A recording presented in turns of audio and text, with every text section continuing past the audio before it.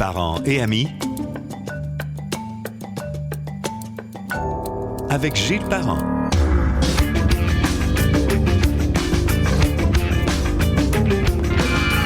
Bienvenue sur Parents et amis, le podcast hebdomadaire qui traite de tous les sujets d'intérêt.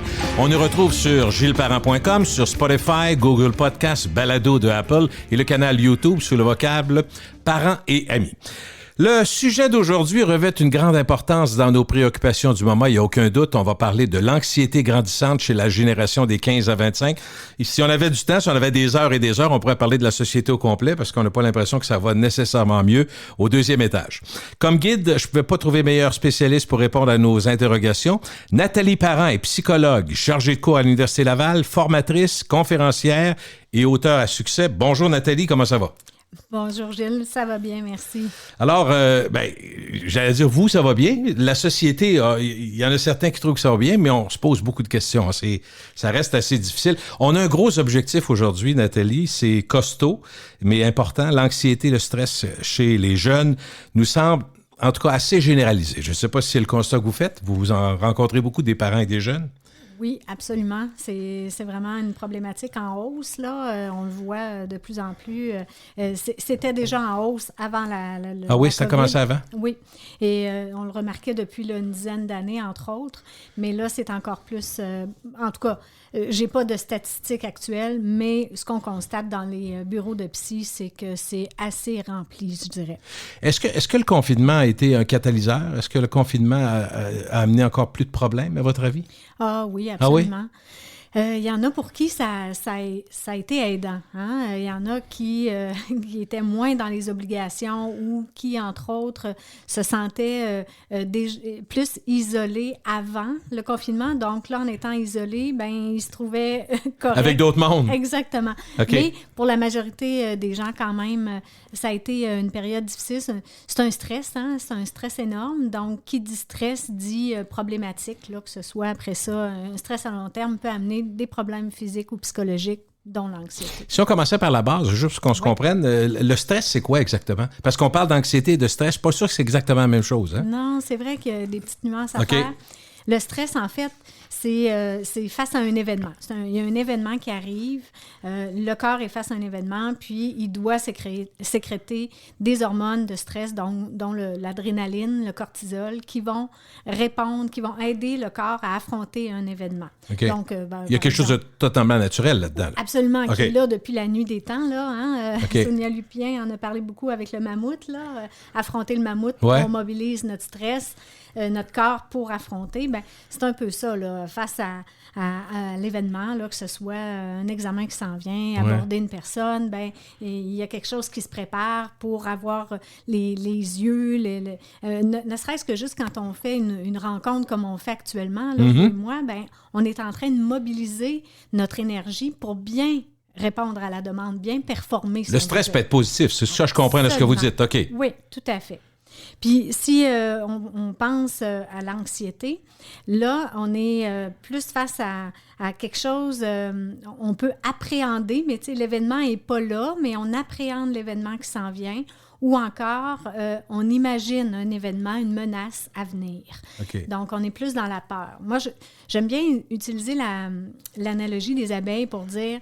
Quand il y a une abeille qui nous tourne autour, c'est stressant. Quelques abeilles, ça devient stressant, c'est le stress. Hein?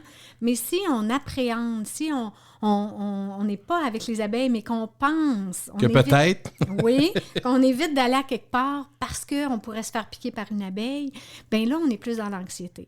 Mais l'anxiété est normale aussi, dans le sens que si je viens de me faire piquer par une abeille, mon corps a réagi, j'ai eu mal, bien, il va y avoir un système de protection quand même qui va nous dire « Ah, pas sûr qu'il faudrait que tu retournes à cet endroit-là. » Il y a une connaissance de ce qu'on a vécu, qu'on n'a pas le goût de revivre, mettons. Exactement. Okay.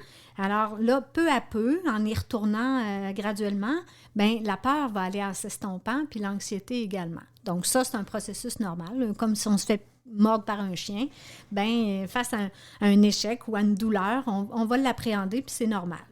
Donc, voilà, ça, c'est un peu la distinction que je ferais. Ça veut dire que du stress peut amener l'anxiété? Bien, plus que le contraire, c'est ça que je comprends? Exactement. L'anxiété n'amène pas le stress. Le stress arrive avant. J'essaie de comprendre. Là. Exactement. Je suis votre élève aujourd'hui. Vous êtes un bon élève parce que c'est un peu ça. Mais voyez-vous, juste en vous disant vous êtes un bon élève, je suis en train de mettre aussi une pression quand même. Okay. Hein? Souvent, quand on se fait dire qu'on est bon, ben on veut continuer à être bon, hein, répondre à cette demande-là. C'est valorisant. Dire ça. Ben oui. Fait que, donc, c'est ça. Ce qu'on fait quand on veut, quand on se fait piquer, par exemple, par une abeille ou quand on vit quelque chose qui nous a amené une blessure ou quelque chose, notre corps va protéger en nous disant « Attention, il y a une menace ». Mais aussi, il peut nous mobiliser pour dire « Attention, faudrait quand même aussi bien répondre à la demande pour ne pas avoir l'air fou, pour ne pas avoir l'air ridicule. Hein? » OK. Donc, c'est ça. OK. Donc là, on va parler des jeunes parce que c'est le sujet 10 à 25 ans. Je disais, ça peut être 15-25. On peut imaginer le 5 à 30 ans. C'est pas ça qui est vraiment important. Ce que les gens vont faire, ceux qui ont un certain âge, comme moi, j'ai 60 ans, il y en a qui ont 40 ans, tout le monde écoute ce genre de podcast-là, ils vont dire, il y a toujours eu du stress, probablement, de ce que j'entends, de ce que je lis, il y a toujours eu de l'anxiété. Mais là, on en parle comme étant des éléments qui dérangent beaucoup les jeunes et qui semblent être plus généralisés qu'avant. Alors, commençons par les sources de stress les plus communes, les plus habituelles chez les jeunes. Oui. Dans les sources de stress, bien, il y en a plusieurs, là, mais si on pense... les plus importantes, mettons, là. Oui. Bien, il y a tout ce qui touche l'avenir, bon, les périodes de transition, quand on passe du primaire au secondaire, quand on passe du secondaire au cégep. Bon, puis du cégep à l'université ou au marché du travail, selon nos choix. Bien, ça, c'est des périodes importantes de stress qu'on vit. C'est des périodes naturelles de transition qui amènent du stress. Bon, il y a ça, mais il y a les événements de vie comme déménagement, comme aller en appartement, c'est quelque chose de positif, mais on sécrète quand même des hormones de stress dans ces événements de vie-là. Avoir une copine, mettons, puis casser avec sa copine à 16 ans, c'est un stress, là? Absolument. Ben oui, puis surtout si on avait planifié aller faire notre vie avec. Hein, des fois, on planifie gros jeune, hein? On ne connaît pas On a un côté un peu plus idéaliste. Oui, hein? oui. C'est ça. Ça fait partie de la jeunesse. C'est ce qui est beau aussi. Mais donc, quand on a différents événements de stress, plus les éléments de stress s'accumulent dans une période courte, là, bien, plus on est à même de vivre des moments d'anxiété, par exemple. OK. Là, on parle de ça, ce que vous me dites là, moi, j'imagine que ça existe depuis très longtemps. Là, ce qu'on dit maintenant, c'est qu'il y a peut-être une anxiété liée beaucoup à la performance, à l'image, à bien paraître. Ça, là, on voit les médias sociaux qui apparaissent, là, mais ça doit être probablement l'élément le plus important, la différence la plus importante. Oui, absolument. C'est vrai qu'il y a ça, mais quand on parle de médias sociaux, on parle aussi de rythme dans lequel on est, où est-ce qu'en un clic, on a tout, là. Hein? Donc, on est beaucoup moins dans la loi de faire un effort pour obtenir quelque chose. On est plus dans la loi du moindre effort. On a ça rapidement, vite, tout de suite. Donc, ça, ce que ça fait pour le corps, c'est qu'on n'est comme pas habitué de mettre un effort ou de tolérer quelque chose qui est inconfortable, comme du stress, comme de l'anxiété. On est dans l'agir. On va agir, on va quand c'est inconfortable, on va prendre l'iPhone, on va aller fuir dans plein de jeux vidéo. La patience est donc à rude épreuve. Dans le fond, les éléments d'ailleurs, on se dit ça des fois. Tu es avec une autre personne au restaurant, il y en a un qui se lève pour aller au petit coin, première affaire qu'on fait, on prend le téléphone, comme si on ne peut pas avoir aucun temps libre. Tellement, mais c'est tellement ça, même dans les files d'attente, qu'est-ce qu'on fait? Tout le monde est branché sur le téléphone. Bon, ça a du bon, là, mais ça a du moins bon. Parce que dans les faits, là, notre cerveau a besoin d'intégrer les informations. Puis la façon de le faire, c'est par les temps libres. Donc, quand on laisse aller nos pensées, quand on est sur la route, par exemple, qu'on conduit de façon réflexe, puis qu'on n'a pas de stimulation de radio, par exemple, on est dans nos pensées, puis tout comme quand on va marcher, par exemple, puis qu'on n'a pas d'audio dans nos oreilles, bien, on est en train de se faire du bien au cerveau, on est en train de lui donner une pause pour récupérer. C'est comme nécessaire pour le corps humain. Là, vous êtes en train de me dire que ces pauses-là sont de moins en moins fréquentes. Il n'y en a plus. OK, ça, c'est une partie importante de ce que vous Vraiment. dites, là. Parce que quand il y en a, c'est à l'approche du sommeil. Quand on veut se coucher, c'est là qu'on n'a pas le choix de laisser aller. Mais s'il n'y en a pas eu des moments dans la journée où on a pu laisser aller, bien là, tout remonte. Tout remonte, dont les peurs, les préoccupations, les anxiétés. Alors souvent, on tombe dans un cercle vicieux où on est anxieux, puis là, on n'arrive pas à dormir. Puis quand on n'arrive pas à dormir, bien là, l'anxiété est plus élevée. Donc, il y a comme quelque chose à faire à ce niveau-là. Si on parle des jeunes particulièrement, est-ce qu'on dirait que derrière l'angoisse existe toujours une certaine forme de peur de décevoir? Se décevoir, décevoir à sa blonde, décevoir à ses parents, décevoir à son prof, j'en mets large, là, mais est-ce que c'est pas l'apanage de toutes ces formes de stress et d'angoisse? Bien, c'est vrai que la peur de décevoir, la peur de ne pas être à la hauteur, ça part de loin, là. Quand on est tout petit, on vit ça, puis on grandit avec ça. On essaie de construire notre estime de soi, notre confiance en soi. Mais effectivement, il vient un temps où on se demande, est-ce qu'on est à la hauteur? Est-ce qu'on va décevoir nos parents? Même si les parents disent, hey, moi, j'entends souvent ça, là, ouais. Les parents me disent, mais je ne mets pas de pression pourtant, je ne mets pas de pression à ce qu'il performe. Bien, c'est vrai, c'est fort possible. Lui s'en met. Pourquoi? Bien, parce qu'il a peur de vous décevoir, mais ça vient de lui, c'est quelque chose d'interne à lui. Mais peut-être qu'il vous voit aussi à être dans la performance, à vouloir performer, puis à être un excellent parent, le meilleur parent possible. Hein? On s'en met de la pression. Mais est-ce que vous faites ce travail-là? J'imagine que oui, là, pour les plus jeunes, mais je ne sais pas jusqu'à quel âge vous le faites, mais par exemple, prendre le parent avec l'enfant au départ, juste pour une première rencontre, après ça, le parent seulement, après ça, l'enfant seulement, puis voir... J'imagine que c'est là que ça vous donne des indices d'une partie de la problématique. S'il ne voit pas la même chose. Tu sais, quand vous disiez de la mère, je ne mets pas de pression, puis l'enfant va dire, moi, je sens de la pression de mes parents. Oui. Bien, comme je disais, c'est comme si le jeune lui-même se met cette pression-là. Okay. Même si le parent ne s'en met pas, lui peut s'en mettre, mais il voit aussi que ses parents se mettent à eux-mêmes de la pression. Moi, je dis tout le temps, la meilleure façon, c'est de montrer à nos jeunes qu'on n'est pas parfait. Hein? Quand on montre qu'on a des imperfections puis qu'on se trompe, bien, on est en train de leur montrer que bien, ils ont le droit de se tromper puis qu'ils ont le droit de ne pas être parfaits. Hein?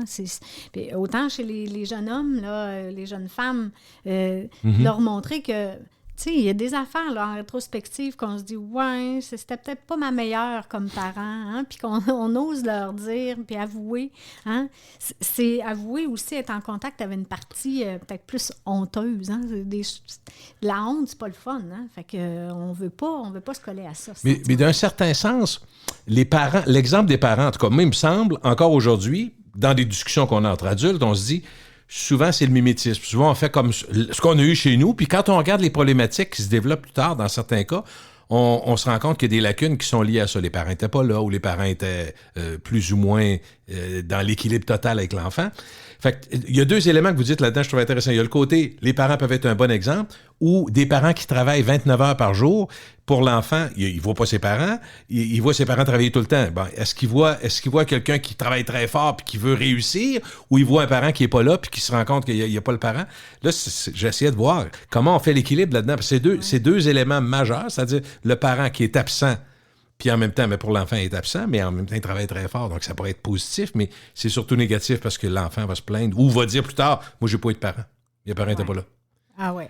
C'est une chose que vous devez entendre dans vos... Ben oui.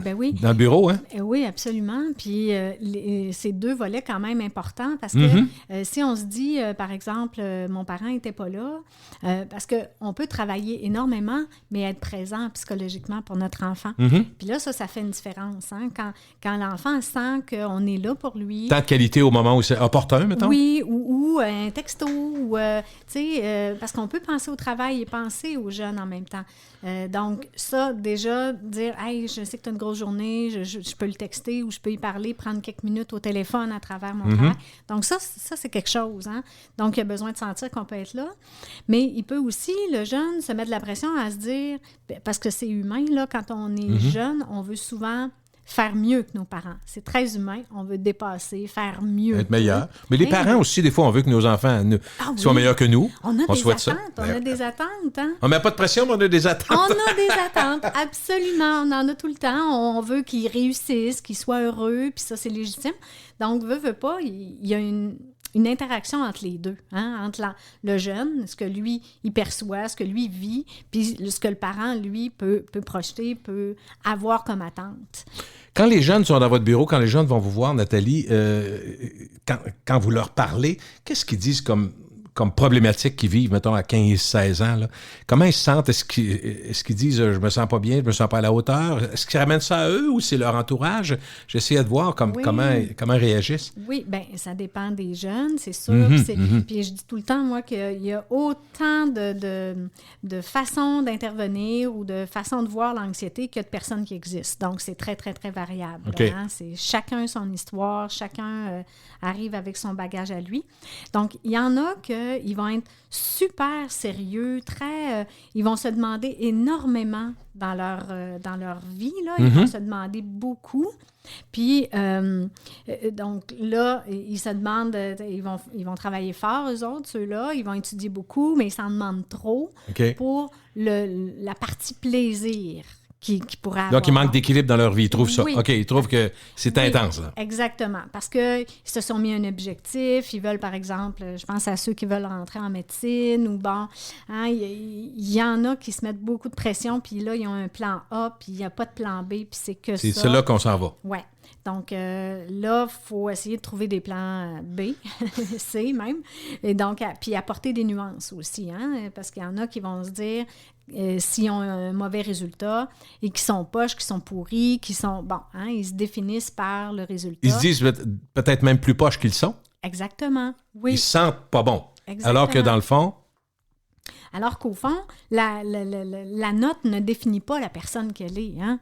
Puis moi, je dis tout le temps, il y a pas, on n'est pas obligé de tout le monde aller au cégep à l'université. Là, hein?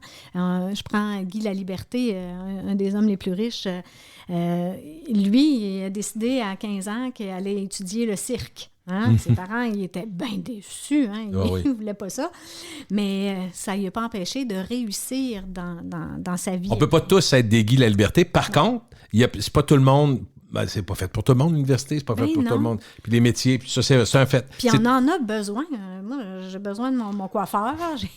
J'ai besoin, on a besoin, notre société a besoin des gens manuels aussi. Puis c'est pas, je veux dire, on peut très bien réussir notre vie quand on est travailleur manuel. Puis moi, je trouve que ça sont super importants. Est-ce que, Nathalie, une partie des problèmes, c'est les attentes? Nos attentes trop élevées ou démesurées? Puis quand tu parles à des gens qui sont stressés puis qui se disent « j'y arrive pas », est-ce que c'est de revoir des fois, mais qu'est-ce que tu espères? Dans le fond, est-ce que tu vois trop grand? Ou c'est pas de rabaisser complètement, mais c'est de trouver un équilibre peut-être? Encore une fois, le fameux mot. Exactement. Trouver l'équilibre, puis trouver là où est le jeune, où est-ce qu'il est son besoin dans l'actuel. Il y a des jeunes qui, surtout à ce temps-ci de l'année, là, à ce temps-ci avec le confinement, post-confinement, qui sont plus à chercher à établir des relations. Donc là, leur priorité, c'est pas tant leur note, mais ils ont besoin de réétablir des contacts avec les jeunes, avec d'autres jeunes. Donc, c'est sûr qu'ils sont moins portés ils ont moins la tête peut-être à performer ou à étudier. Donc, il faut voir où est-ce qu'il est le besoin dans l'actuel du jeune, là. Hein? Puis en même temps, moi, je me dis, on a entendu beaucoup parce qu'on parle beaucoup de santé à cause des vaccins et autres, mais on a entendu beaucoup de psychologues comme vous dire, finalement, le confinement, le fait qu'on n'a pas vu nos amis pour les jeunes, on n'est pas allé en présentiel tant que ça, là, ça revient tranquillement, c'est qu'on s'est rendu compte que c'est tellement lié, ça a l'air niaiseux ce que je veux dire, mais le mental et le physique est très lié. Oui. Donc, on a parlé beaucoup du physique, le confinement, être seul chez soi, mais la plupart des psychologues ont noté que les jeunes sont vraiment affectés. Là. Est-ce que c'est encore le cas ou vous voyez un peu la lumière au bout du tunnel là-dessus? Bien, il y en a encore qui sont pris. Moi, ce que je vois, là, les demandes que j'ai eues, c'est beaucoup là, de l'anxiété sociale. OK. Donc, la difficulté à refaire des liens. On a été chez nous beaucoup, donc c'est comme difficile. Puis c'est plate à dire, mais l'aspect masque, là, ça amène une autre dimension. Là. Nos repères sont quand même différents de ce qu'ils étaient quand on était en relation sans les masques. Donc, il y a plein de liens à faire à ce niveau-là sur l'anxiété sociale, mais il y a aussi, là, l'année passée, il n'y a pas eu d'examen du ministère dans les écoles. Là, il va en avoir cette année, fait on risque, dépendamment comment on va leur présenter ça, les examens du ministère. Ça va être un stress, c'est sûr. Hein? Ben oui, puis les enseignants sont stressés aussi. C'est comme s'ils ont de la pression ou ils s'en mettent, là, dépendamment de chaque personne, mais à ce que il n'y ait pas de retard, qu'ils apprennent autant que s'ils avaient été dans les années normales, là, mais on a eu quand même des manques. Mais il faudra composer avec ça plutôt que de se mettre une pression à ce qu'on rattrape ou qu'on voit telle matière. Faut voir qu'il y a un après, là. Hein? Nathalie, est-ce que vous voyez comme psychologue, quand vous regardez, mettons, la société il y a 50 ans, 40 ans, 30 ans, 20 ans, puis 10 ans, puis aujourd'hui, une différence fondamentale dans l'équilibre psychologique des jeunes, parce que c'est de ça qu'on parle aussi. Le fait que, par exemple, dans le temps, moi, on était une famille de 8. Il y en a qui étaient une famille de 6, famille de 5, famille de 10. Il y avait une auto, j'allais dire, on s'élevait ou il nous élevait. Je n'ai pas le bon terme, là, mais le fait d'apprendre par ses frères et sœurs, par la communauté, par les amis, par le fait d'aller jouer dehors. Je ne veux pas faire plus vieux que je suis, 60 ans, mais je me dis, aujourd'hui, on a une société où les gens de mon âge regardent des familles qui sont 1 ou 2. Il y a des familles qui sont beaucoup moins grandes. On regarde les exigences scolaires sont moins élevées qu'il y a 30 ans. On est capable d'admettre ça, on est moins exigeant. On est obligé de tout changer, même les règles de français, parce que les jeunes n'y arrivent pas, c'est trop difficile. Fait que c'est difficile.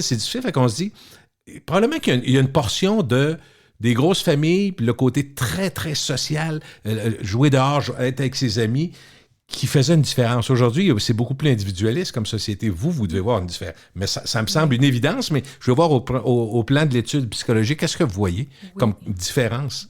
Il y a plusieurs choses, mais on parlait des attentes tantôt. Oui. Bien, comme parent, quand tu as 6 enfants ou même 3 enfants là, ou 4, bien, les attentes sont réparties entre les enfants. Donc, mais quand il y en a un, bien, on a encore plus d'attentes qui sont canalisées sur cet enfant-là. Donc, imaginez, veut pas, il y a une interaction qui est là entre les deux.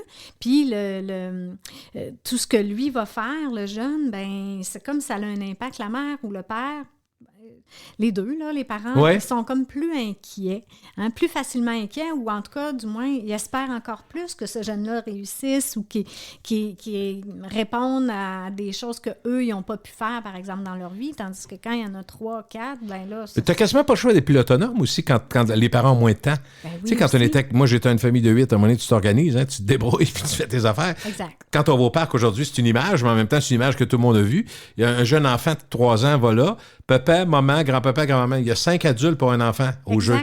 Exactement. Nous autres, au parc, d'après moi, je ne veux pas vous vieillir, mais vous avez probablement jeune être allé au parc seul. Là. Oui. Ce qu'on ne voit plus aujourd'hui. Là. Exactement. Les parents sont constamment derrière, hein, puis pas juste un parent, là, il y en a plusieurs, des grands-parents. Mais ça fait partie du problème, ça, dans l'évolution? Ben, dans l'autonomie, entre autres. Là. En fait, je pense que ça vient jouer assurément sur l'anxiété, là, c'est certain. Parce que aussi, moi je dis tout le temps que dans l'équilibre, avec l'enfant anxieux, l'adolescent ou l'adulte anxieux, le but, c'est de le rendre autonome. Hein? On est des êtres de souffrance. On vient au monde avec une certaine souffrance. Mettons, on va vivre des interactions peut-être des fois difficiles entre jeunes, mais on veut faire quelque chose avec ça. C'est à nous à faire quelque chose avec ça. Là, maintenant, les parents sont là, puis sont très présents, puis à la limite, trop présents. Moi, j'ai le goût de dire... Comme pour l'école secondaire, moi, je me rappelle pas que mes parents étaient derrière moi là, pour mes résultats, même qu'au contraire, je disais, ben ça serait le fun que tu ailles voir les professeurs, voir qu'est-ce qu'il y a. Il y a une rencontre de profs, tu y vas pas, maman? Non. Pas le temps. Ben, c'est ça, alors qu'aujourd'hui, c'est au contraire, ils sont omniprésents. On reçoit plein de courriels des enseignants sur, on a fait telle chose. Moi, je me dis, oui, c'est bien, mais... C'est bien encore plus si le jeune nous dit qu'est-ce qui s'est passé, qu'est-ce qu'il a vécu, lui, à l'école, comment ça s'est passé, quoi les nouveaux projets. Ça crée comme un lien, beaucoup plus que si je fais une ingérence, par exemple, dans les résultats. Là. OK. Souvent, on dit que les jeunes, à l'école, l'école, c'est une partie du problème, je pense que c'est une partie importante. Dans l'actualité, on a beaucoup parlé d'école, de l'entourage de l'école, puis c'est fondamental entre 8 ans et 25 ans. L'école nous forme, on est plus souvent que nos amis que nos parents, fait que ça, c'est majeur. Mais dans cette nouvelle société plus individualiste où le paraître est bien important, on remarque que les jeunes visent à bien faire, bien paraître, bien performer, mais les professeurs disent souvent, ils comprennent pas. Ils réussissent à faire quelque chose, mais il faut comprendre. Oui. C'est pas juste bien paraître, puis ça a bien été, ça a bien été, c'est large, mais est-ce que tu as compris les concepts? Exact. C'est majeur, ça. Oui. C'est comme de motiver, de motiver, oui, la compréhension, de savoir pourquoi on le fait, qu'est-ce qu'on fait. Hein? C'est un peu ça aussi, le but en thérapie, c'est de prendre conscience de soi, c'est de comprendre qu'est-ce qui se passe en dedans, comprendre qu'est-ce qu'on vit, pourquoi on fait telle chose ou telle chose. Bien, c'est la même chose avec l'école. C'est de comprendre les concepts et pas juste faire de la mémoire à court terme pour retenir pour un examen.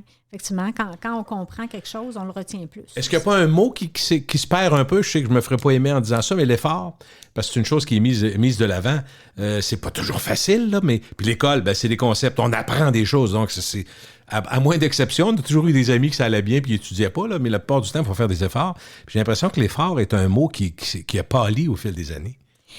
Oui, ça, c'est comme les adaptations qu'on va mettre en place pour aider les jeunes. Je suis d'accord avec les adaptations, mais je me dis, c'est important aussi de viser l'autonomie. Donc, quand on apprend à nager avec une veste de sauvetage, OK, il faut penser qu'il faudra l'enlever à un moment donné. Il faudra l'enlever, oui. Bien, c'est ça. Donc, il faut l'accompagner à être autonome de plus en plus. Puis, l'idée avec ce que vous dites aussi, c'est par rapport aux réseaux sociaux. Hein? Les jeunes voient des images de réussite, ils voient des images de beauté, donc c'est comme si ce qu'on voit, on pense que c'est ça la réalité, on ne voit pas tous les efforts qui ont été faits.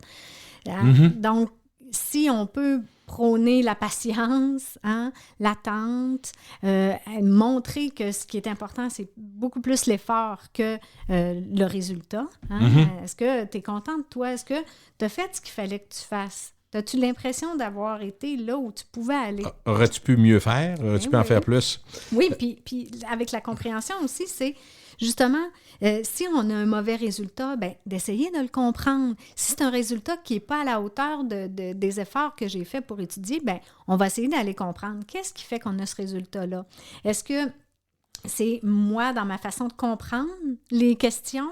Est-ce que c'est parce que la matière était difficile? Est-ce que... Ou j'ai pas mis assez de temps d'études? J'ai pas mis assez de temps d'études. J'ai peut-être pas assez décortiqué. Est-ce que, je l'ai pas compris, tout simplement? Donc, il y a des choses à aller voir. Puis des fois, c'est pas le jeune, c'est pas la matière en tant que telle. C'est l'examen qui, quand on a, mettons, une moyenne de 50% à l'examen pour l'ensemble du groupe, là, il y a peut-être un ajustement à faire. Il y a quelque chose qui n'a pas été compris visiblement, ou qu'un examen est moins adapté à la matière. Il y a un professeur que je trouvais vraiment intéressant, il disait, un professeur de français, qui disait, là, on va pratiquer les exposés oraux. Il dit, vous avez été évalué sur les exposés oraux depuis que vous êtes enfant, là, vous êtes rendu au secondaire, puis là, présentement, on ne peut pas évaluer une compétence qu'on ne vous a pas fait pratiquer. À chaque fois, ils font l'exposé oral, mais ils ne pratiquent pas avant. Il dit, là, moi, je vais vous faire pratiquer.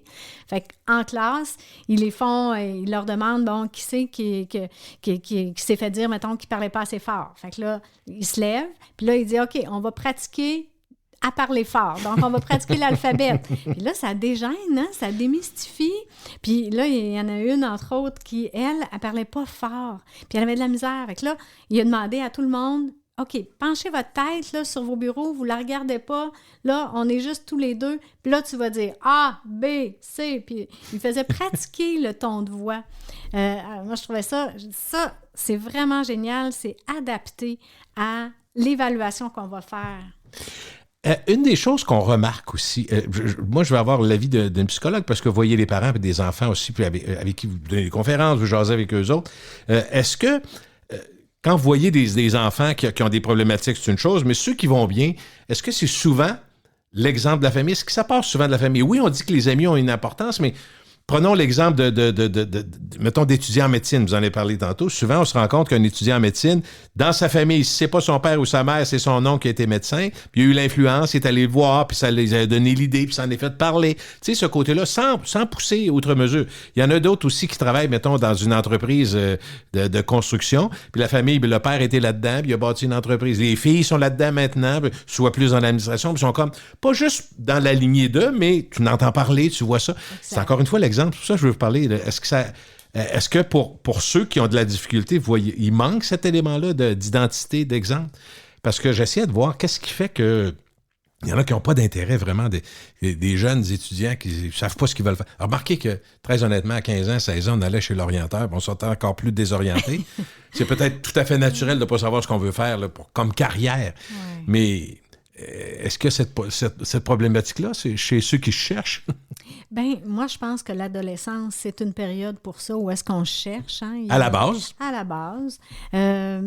Je suis pas prête à dire qu'il y en a plus qu'avant qui cherchent. Je pense que... Mais disons que c'est comme si tout était plus accessible. On peut plus tout faire. Hein? Fait que ça devient difficile de choisir. Mais Nathalie, est-ce qu'on pourrait dire qu'il y a quelque chose qui n'a pas changé? C'est parce qu'on dit qu'il y a bien des choses qui changent, mais en même temps, quelque chose qui n'a pas changé, c'est que quand on est ado, entre autres choses, ce qui est bien important, c'est la validation. Oui. C'est d'être cool, c'est d'être comme les autres le plus possible. Puis on entend ça des fois des jeunes, comme lui, je vais être les plus jeunes, là, 6, 7, 8 ans, ils vont dire, je veux comme son grand frère ou son ami de 12 ans. Oui. On commence comme ça. Donc, ce qu'on veut, là, je résume, là, mais je pense, il me semble que quand j'avais 15 ans, c'était de même. On va être accepté. Oui. On va être la gang. Ce qui aurait changé, c'est qu'aujourd'hui, à chaque seconde, on sait ce qui se passe. Ouais. À chaque niaiserie qu'on fait, le monde entier peut l'avoir. Donc, on est obligé de ramener ça un peu aux réseaux sociaux, puis les Instagram, les TikTok. Parce que je veux juste entendre votre... Est-ce que vous êtes d'accord, Nathalie, que finalement, être comme les autres, être accepté, être validé, être cool, on a toujours voulu ça, l'adolescent? Vraiment. Ça fait partie... C'est pareil pour vous quand vous étiez jeune? Ah, puis avant nous... Ben oui, ça fait partie, ça, du développement. Faire partie de la gang pour pouvoir s'éloigner un peu de la famille. Hein? C'est ça, graduellement. Ça fait du bien, ça. Ben oui, ça donne c'est l'âge où nos parents nous dérangent, hein, puis ils sont tannants, puis ils sont gossants, puis ils sont jamais dedans, puis bon... Oui. Puis c'est difficile pour les parents parce qu'ils se sentent rejetés, hein? Ouais. Mais puis plus on a été proche du jeune, plus il va y avoir un rejet massif, là. Hein?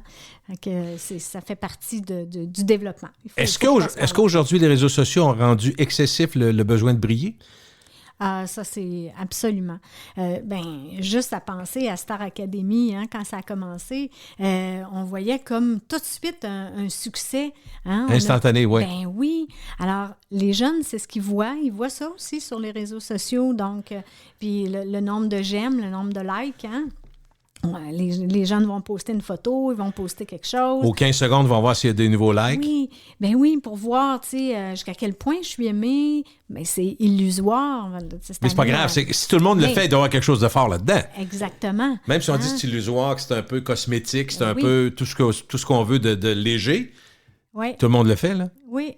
Ah oui. Ben, je ne sais pas si vous avez vu le documentaire de Social Dilemma. Oui, hein? Ben oui. Ben, c'est ça, il en parle un peu, hein, comment les concepteurs de Facebook ou de ces médias-là ont mis l'accent sur c'est accro, c'est addict, ça. Hein? On a le goût d'avoir des likes, de sentir qu'on est, ou d'avoir l'impression qu'on est aimé. Hein?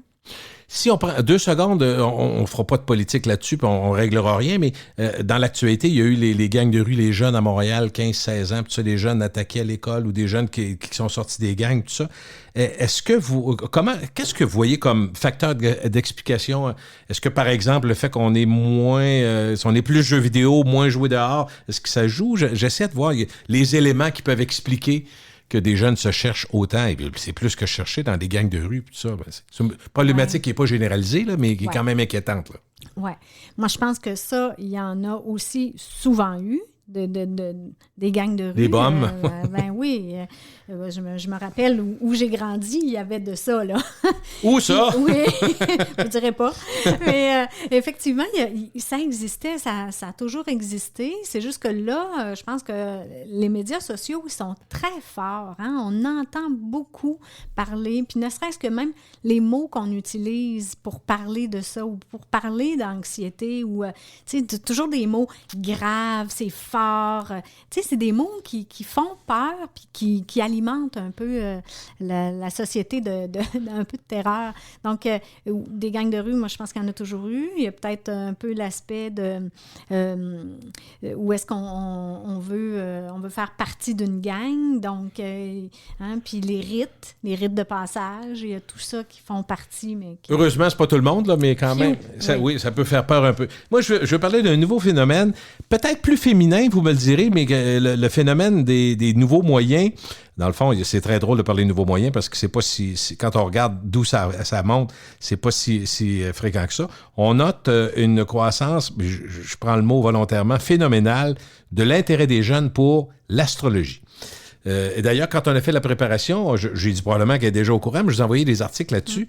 Puis là, c'est toutes les revues, des revues américaines, françaises, où on dit que c'est la nouvelle religion, puis que les jeunes se définissent comme ça. Tout ça. Fait que là, je me disais, moi, que ça soit l'astrologie ou la religion, d'une certaine façon, mes convictions personnelles, je vois pas une grande différence, là, mais pour d'autres, ça serait scandaleux ce que je dis là, mais c'est personnel, c'est la morale, tout ça.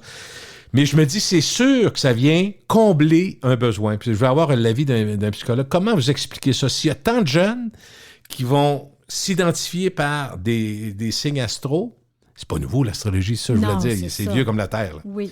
Mais comment on explique ça? Ça se peut pas que ça n'ait pas un lien avec ces dernières années, les réseaux sociaux, l'identité, l'individualisme. C'est sûr que là encore, il y a une facilité d'accès qu'il n'y avait pas avant nécessairement. Avant, on avait ça dans une revue une fois par semaine. Mais là, c'est bombardé. Là, hein? Les jeunes s'accrochent à ça. À une certaine époque, comme vous disiez, il y avait la religion. Puis à cette époque-là, on était vraiment dans une société de contrôle. Hein? Donc, il y avait un contrôle. Les gens étaient plus en contrôle, fallait bien faire, la retenue.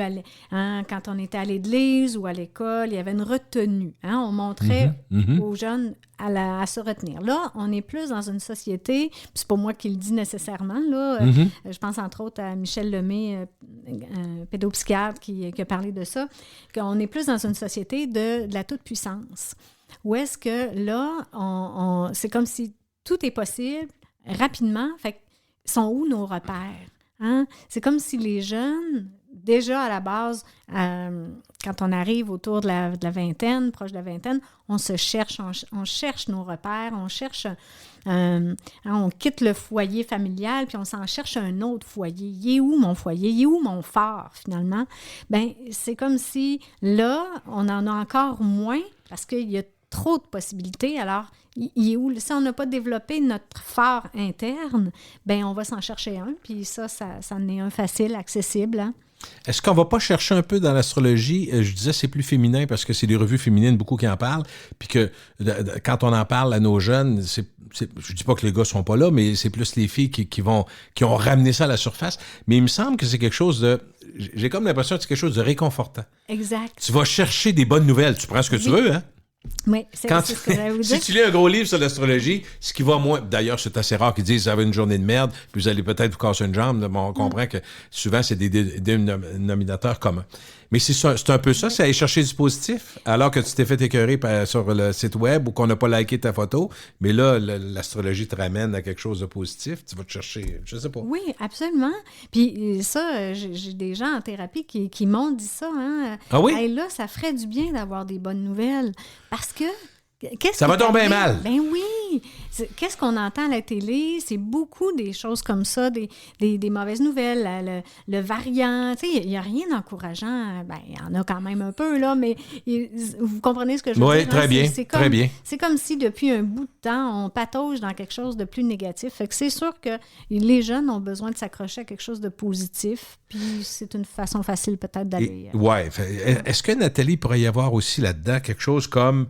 Ça dépend de l'âge des jeunes, là, mais comme le fait de manquer de confiance envers les politiciens, envers les institutions. Tu sais, on voit les jeunes qui sortent dans la rue pour l'environnement, donc le système établi. Donc, si tu crois plus à grand-chose, puis qu'il n'y a plus de religion, parce que faut...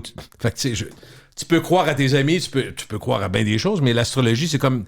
Tu sais, ça a des éléments qui se rapprochent un peu d'une croyance. Oui, d'une croyance, puis comme céleste. Hein? Ouais. C'est comme si c'est dans c'est les plus étoiles, grand. c'est au-delà. Ouais. Il y a quelque chose de spirituel, probablement que ça va dans la quête de la spiritualité, hein, en même temps, de chercher pour connaître, pour s'accrocher à quelque chose de solide, de positif, parce que sinon, pourquoi on vivrait si on pense que c'est juste négatif la vie puis que c'est sombre? Hein? On a besoin de s'accrocher à quelque chose. Fait que c'est pas une surprise pour vous de voir que les jeunes s'accrochent plus, que l'astrologie revient à la surface? Non. Je trouve que ça va dans le sens de ce qu'on vit. Hein? Mais est-ce que c'est pas une façon aussi d'occulter ben, je sais pas. Ça dépend comment tu le vois, mais moi, je me disais, c'est quelque chose qui est quand même discutable. Là, dans le fond, ça peut pas être fondamental dans une façon de se remettre droit. Là, puis c'est pas probablement totalement négatif non plus si ça prend pas trop de place. Là. Effectivement. Puis je pense que là où vous m'amenez, c'est toute l'idée aussi de l'équilibre, comme on parlait tantôt, qui est, oui, d'avoir quelque chose de l'ordre de l'espoir, hein, faire confiance en la vie, avoir les émotions positives, mais aussi de tolérer qu'on est aussi un être de souffrance, qu'on peut vivre des souffrances, que ce soit physique ou morale ou psychologique, bien, il y a ça. Donc, il y a un équilibre là-dedans. Accueillir ce qui va moins bien, ce qui est plate, ce qui est désagréable, le tolérer, mais aussi avoir confiance qu'il va y avoir quelque chose de mieux, de meilleur après. Nathalie, je ne veux pas vous donner des idées que vous n'avez pas dites, mais j'ai l'impression, vous avoir entendu sur plusieurs sujets depuis qu'on parle dans ce podcast-là, que sur les fondamentales, il y a des choses qui existent depuis toujours. Parce qu'on lit beaucoup, il y a une anxiété démesurée chez les jeunes. Vous n'avez pas dit qu'il n'y en avait pas, mais vous dites que les problématiques qui sont derrière ça ont existé depuis toujours. Là. Problématiques d'acceptation de groupe, problématiques de plaire à ses parents, de réussir. Est-ce que vous êtes de ceux qui pensaient, quand vous faites de la thérapie, quand vous êtes avec des jeunes, que vous avez... C'est quoi votre approche? J'imagine que... En tout cas, je serais surpris que vous me disiez que vous avez une approche aussi défaitiste que les médias l'ont, là. Non, c'est sûr.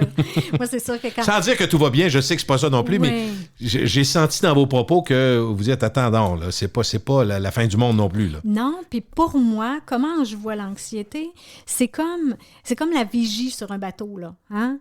Elle est là pour nous indiquer qu'il y a quelque chose qu'on peut regarder au loin, qu'on peut voir venir, puis qu'on peut modifier dans notre trajectoire.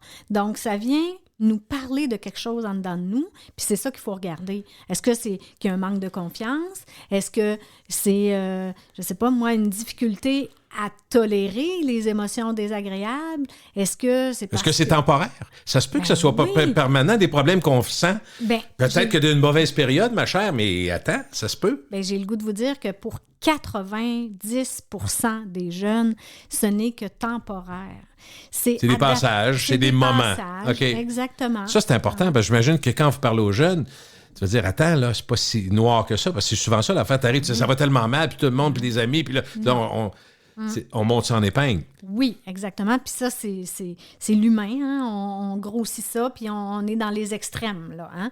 Alors là, c'est de ramener justement la nuance, comme on parlait tantôt, pour ajuster. Là, mais est-ce que c'est ce que vous vivez, Nathalie, quand vous parlez des jeunes? À force de parler avec eux autres, finalement, ils disent, ouais, il y a ça qui va pas. Parce que quand tu me dis que tout va mal, on va y prendre point par point. Là. Exact. Puis là, au bout de la ligne, tu te rends compte que, écoute, non, ça va pas pire. Oui. Puis ça va pas pire. Puis là, tu es en train de me dire qu'avec ta mère, c'est pas si mal. Puis à l'école, tu as des bons... Mais là, finalement...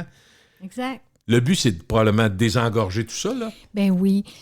C'est un peu, en fait, comme, on a le sac à dos qui est plein, là, puis on le sort pour faire un peu de ménage, puis on se rend compte qu'il y a certains éléments ils ont de l'allure, puis d'autres qui n'ont pas. Fait qu'on garde les éléments qui ont de l'allure, puis les autres, on les tasse parce que ça n'a pas lieu. On fait le ménage. Si on parle 2 secondes des parents qui vont des fois avec leurs enfants ou qui sont inquiets de leurs enfants, comment vous voyez ce qu'on demande aux parents, dans le fond? Parce que les parents doivent vous dire, Nathalie, ils nous en demandent. Je me sens tellement de la pression. Je veux que mon enfant réussisse. Au travail, il faut que je sois bonne. Il faut que je cours partout. Puis là, mon mari, puis on s'occupe, on essaie de répartir les tâches. On est fatigué, on est toujours brûlé. On perd sa vie à la gagner, comme chantait Pierre Bertrand. Mais est-ce que les récriminations ou ce que les parents vous exposent, ça vous semble-tu démesuré? Ou comment vous dealez avec les parents? Est-ce que les parents ont une pression aussi forte? Oui, bien souvent, oui. Souvent. Plus que les enfants ou? Mettons autant, disons autant. Mais on est dans un phénomène aussi d'épuisement professionnel. Hein. Il y en a plein, là, des gens en épuisement. Ça aussi, c'est un autre des chantiers que je fais. Vous avez beaucoup, hein? C'est ça, des gens qui sont... Oui, Puis moi, ce que je fais beaucoup dans les conférences, c'est de démystifier tout ça, là, hein, d'arrêter d'être dans la perfection puis de vouloir la perfection, parce que c'est pas ça qui... C'est pas là. Hein. Ça va nous conduire à l'épuisement beaucoup plus qu'autre chose.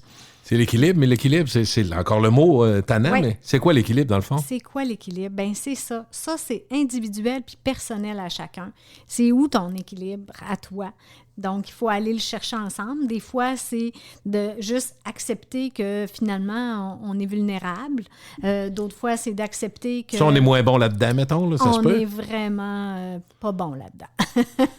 Non, mais c'est difficile d'accepter nos vulnérabilités, hein, d'accepter aussi la finitude, hein, de la vie. Donc, le fait qu'on meurt tous un jour, le fait qu'on peut être malade, c'est pas facile. Donc ça, des fois, ça crée de l'anxiété, puis on peut se lancer dans une compulsion, on peut se mettre à être dans l'action juste pour fuir toutes ces émotions-là. Parce qu'il y a quelques années, là, les gens s'arrêtaient, hein, pour aller fumer. Je dis pas que c'était bon pour la santé, mais ce temps-là, ils prenaient, puis il y avait comme un moment où ils s'arrêtaient. Aujourd'hui, on a plus ça. On s'arrête par les texter. Ben oui. Donc, on ne s'arrête pas vraiment. On s'arrête pas, c'est ça. Non. De là, l'idée là, des courants de pleine conscience, de méditation, de yoga, c'est pas pour rien que c'est à la mode. C'est parce qu'il y a un besoin fondamental de s'arrêter. C'est peut-être pour ça aussi qu'on regarde des jeunes générations qui sont beaucoup plus infidèles dans leur travail, Nathalie, qui vont passer 4, 5, 6 jobs dans leur vie, alors que nos parents, souvent, c'était tu rentres à job, ils font 30 ans, puis c'est terminé, là. Ben oui, mais... On est rendu ailleurs parce que les intérêts sont plus larges, on veut un équilibre de vie plus grand, tu sais, c'est pas juste des paroles, là. Et il y a l'abondance. Hein? Ben oui. Ben oui, il y a quelqu'un qui me disait dernièrement qu'il donnait des bonus aux employés qui étaient à l'heure. Donc, pour les garder, il fallait qu'ils fassent ça. Hein? En tout cas, pour des vieux comme moi, je trouve ça scandaleux, mais en même temps, je suis pas surpris. Puis si j'étais patron d'une entreprise pour la rétention, est-ce que je le ferais? Possiblement. C'est là qu'on est. Hein? Les jeunes ont le choix du travail, ce qu'on n'avait pas il y a 20, 30 ans, 40 ans. Mais est-ce que ça va être un plus pour eux autres, d'avoir une facilité si grande d'être flexible, de changer de job comme ils veulent? Parce que ça peut être bon, là, mais ça peut aussi motiver le fait aussitôt que ça force un peu, tu sacs ton camp, tu dis je m'en vais, m'a trouver d'autres choses de toute façon, et ça risque d'être vrai. Fait que tu sais, t'es peut-être moins fidèle à ta job, t'es peut-être moins...